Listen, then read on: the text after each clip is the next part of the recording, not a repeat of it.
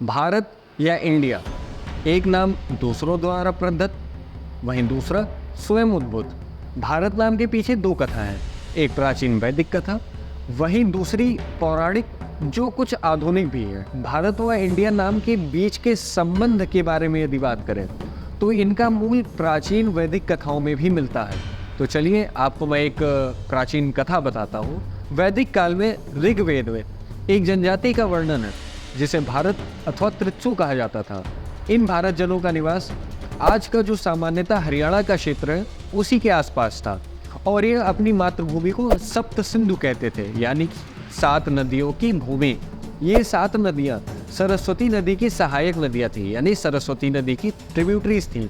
भारत जनों पर उनके राज्य के पश्चिम क्षेत्र की 10 जनजातियों ने संगठित होकर के आक्रमण किया, और रावी नदी, जिसे उस समय परुषणी कहा जाता था, उसके तट पर भीषण युद्ध हुआ। और इस युद्ध में भारत जनों ने उन 10 जनजातियों के गठबंधन की सेना को पूर्ण रूप से विनष्ट कर दिया। उसके उपरांत उन्होंने पूर्व में स्थित एक राजा भेद को यमुना नदी के तट पर युद्ध में पराजित किया। इसके बाद भारत जनों ने फिर से अपना विस्तार किया और भारत का प्रथम साम्राज्य स्थापित किया, और उनके राजा सुदास ने प्रथम अश्वमेध यज्ञ किया और चक्रवर्ती सम्राट बने, जिनका प्रतीक चक्र है। हमारे झंडे में अशोक चक्र है, परंतु यह चक्र जो आधिपत्य व शक्ति का प्रतीक है, इस चक्र की मूल उत्पत्ति भारत जनों के राजा सुदास के प्रतीक चक्र से होती है। और अब यहाँ पर ध्यान दीजिएगा, सप्त सिंधु उनकी मातृभूमि का नाम था और भारत उनकी जनजाति का नाम था, यानी ट्राइब का नाम भारत था। इसी के साथ और एक ध्यान देने की बात यह भी है कि भारत जनों ने एक विलक्षण कार्य किया। उन्होंने उन पराजित जनजातियों पर ना ही अपनी देवता थोपे और ना ही अपनी पूजा पद्धति। युद्ध में पराजित जनजातियों और आसपास के अन्य राज्यों और वहां के निवासियों को, जिनको उन्होंने युद्ध में तो पराजित नहीं किया था, परंतु उनके साथ उनके संबंध थे, उनको उन्होंने एक साथ बुलाया और स्वयं का और बाकी सभी का जो भी ज्ञान का भंडार था उसको एक साथ लेकर संकलित किया, और उन्होंने वेदों की रचना की। प्रथम 3 वेद, ऋग्वेद, यजुर्वेद और सामवेद, इनकी रचना हुई। और ऋग्वेद के अंतिम मंत्रों में उन्होंने विभिन्न जनजातियों के बीच एक प्रकार का अनुबंध किया कि हम यज्ञ वेदी पर सभी जनजातियों और उनके देवताओं को स्थान देंगे।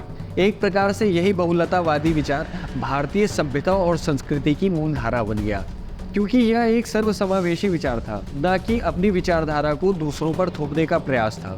इसके बाद ये विचार चहुं ओर बढ़ने लगा और कालांतर में अधिक से अधिक देवी देवताओं और उनके मानने वालों को यज्ञ वेदी पर स्थान दिया जाने लगा, और अधिक से अधिक लोग स्वयं की पहचान भारतीय के रूप में स्वीकार करने लगे।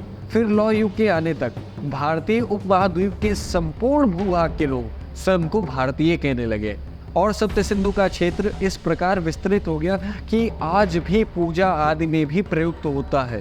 गंगे च यमुने चैव गोदावरी सरस्वती नर्मदे सिंधु कावेरी जले अस्मिन् सनंदन कुरु।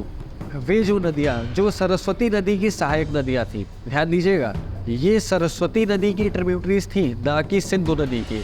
इनका स्थान अब भारत में चारों ओर विस्तृत गंगा, यमुना, गोदावरी, सरस्वती, नर्मदा, सिंधु और कावेरी इन्होंने ले लिया। अब संपूर्ण भारत सप्त सिंधु कहा जाने लगा था। अभी तक जितना भी मैंने कुछ आपको बताया, ये ऋग्वेद परंपरा से भारत की उत्पत्ति की कथा है। इसके उपरांत हम देखते हैं कि अन्य देश भी भारत को सप्त सिंधु कहने लगे। पारसी ग्रंथ अवेस्ता में उच्चारण के अंतर के कारण, जिसमें सा को हा कहकर उच्चरित करते हैं, वैसे ही जैसे आधुनिक असमिया भाषा में भी होता है, जहां असोम को अहोम कहते हैं, तो वे अवेस्ताई पारसी लोग सरस्वती को अरब हती और सप्त सिंधु को हप्त हिंदू कहकर पुकारते थे। यहाँ यह बात विशेष रूप से ध्यान देने की है कि हिंदू शब्द पहली बार सप्त सिंधु से आया था, ना कि सिंधु नदी से, और भारत को प्राचीन अवेस्ताई पारसी लोग इसी नाम से पुकारते थे। और फिर पश्चिम की तरफ बढ़ने पर यही इंडिया बन गया, फिर सप्त सिंधु से हप्त हिंदू, फिर हिंदू, और उसके बाद इंडिया हो गया। इसी के चलते अगर हम पौराणिक प्रमाण की बात करें तो विष्णु पुराण में एक श्लोक आता है, उत्तरम यत् समुद्रस्य हिमाद्रेश चैव दक्षिणम वर्षम तद भारतम नाम भारती यत्र संतति।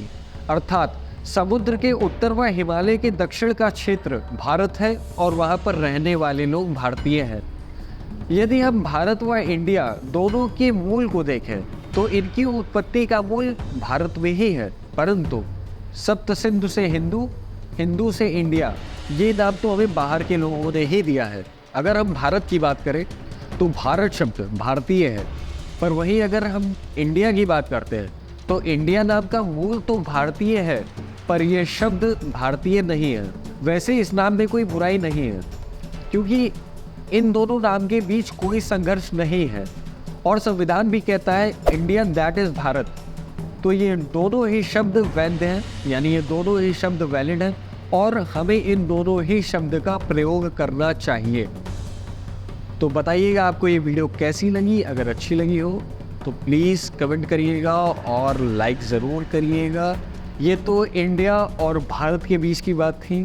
अभी ये थोड़ा सा सुर्खियों में आया मामला, तो मुझको लगा कि इस पे एक अच्छी सी वीडियो बनाई जाए, क्योंकि अगर आप YouTube पे या कहीं भी देखेंगे तो राजनीति सब करते हैं, क्योंकि कोई भी एक मुद्दा उठता है तो लोग उसके मूल तत्व को बताने से पहले उस पर राजनीति ज़रूर कर देते हैं। तो मुझको ये लगा कि मुझे इंडिया और भारत का जो इतिहास है वो आपके सामने रखना चाहिए। तो प्लीज़ बताइएगा वीडियो कैसी लगी। अच्छी लगी हो तो लाइक ज़रूर करिएगा। तो इसी के साथ चलिए मिलते हैं किसी और अगली वीडियो में। तब तक के लिए जय श्री राम।